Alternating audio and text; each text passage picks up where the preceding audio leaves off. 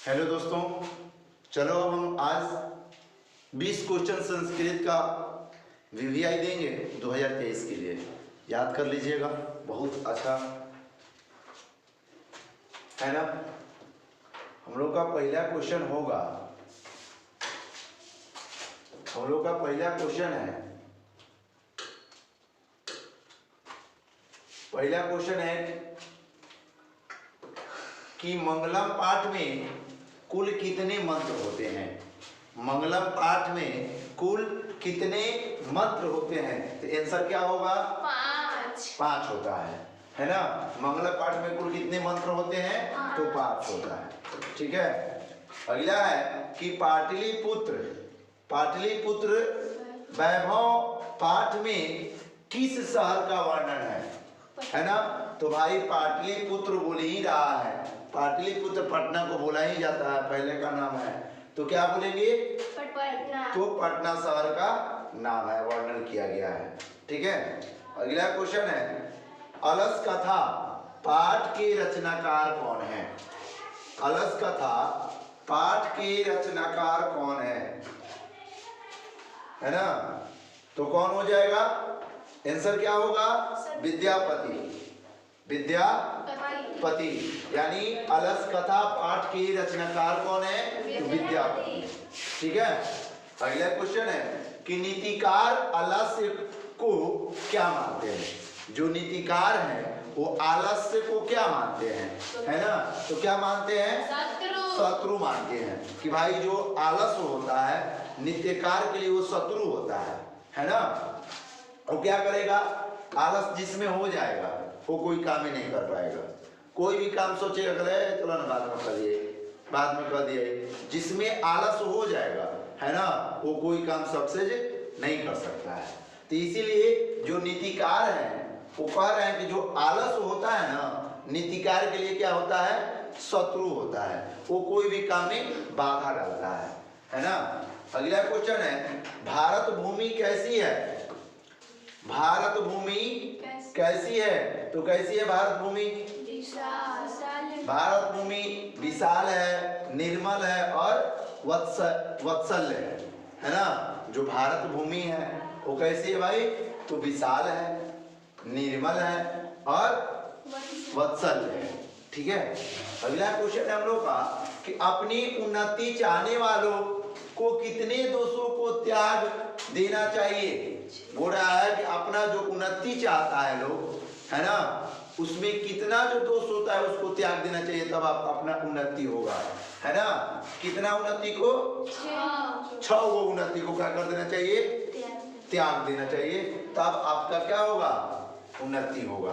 ठीक है। अगला क्वेश्चन है कि रूप की रक्षा किससे होती है? रूप की रक्षा किससे होती है? मृज्या से।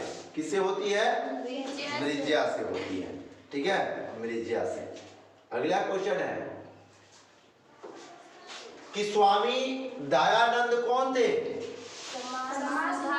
समाज सुधारक थे। स्वामी दयानंद जी थे वो क्या थे भाई?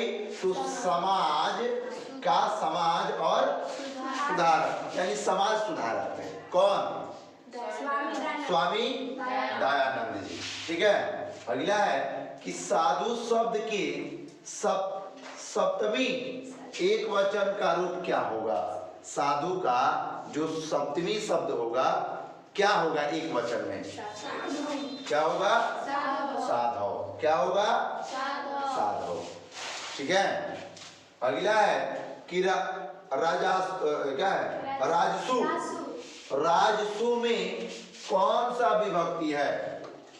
राजसु में कौन सा विभक्ति है? तो सप्तमी विभक्ति है। कौन विभक्ति है? सप्तमी विभक्ति है। ठीक है। अगला है लिख प्लस लुयुट से कौन सा शब्द बनेगा? क्या बनेगा? लेखनम। क्या बनेगा? लेखनम। चलिए आगे चलते हैं। किस समास का पहला पद विशेषण होता है? किस समास का पहला जो पद होता है वो क्या होता है? विशेषण, विशेषण होता है कौन, तो आंसर हो जाएगा क्या, कर्मधारय समास। ठीक है, अगला है व्याघ्र पति कथा पाठ में किसके क्या है दुष्परिणाम का वर्णन किया गया है ना, तो किसमें भाई, लोभ का परिणाम किया गया है। ठीक है, अगला है कि मंदाकिनी वर्णन पाठ में किस नदी का वर्णन किया गया है। बोल रहा है कि मंदाकिनी जो पाठ है उसमें किस नदी का बात किया गया है, तो कौन नदी, गंडका नदी है ना, कौन नदी का वर्णन किया गया है। हाँ, अगला है कि स्वामी दयानंद का जन्म किस गांव में हुआ था। स्वामी दयानंद का जन्म किस गांव में हुआ था, टंकारा में, कहाँ, टंकारा में।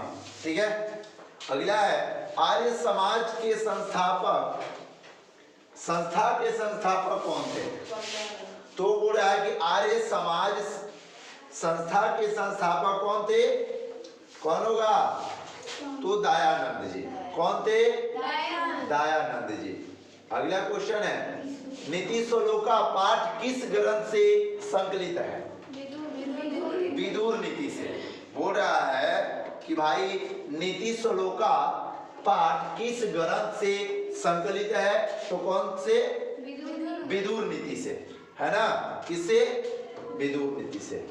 ठीक है, अगला है कि परिग्रहण किस संस्कार में होता है, परिग्रहण किस संस्कार में होता है ना, तो किस में होता है मेरे भाई, तो विवाह संस्कार में। किस संस्कार में, विवाह संस्कार में।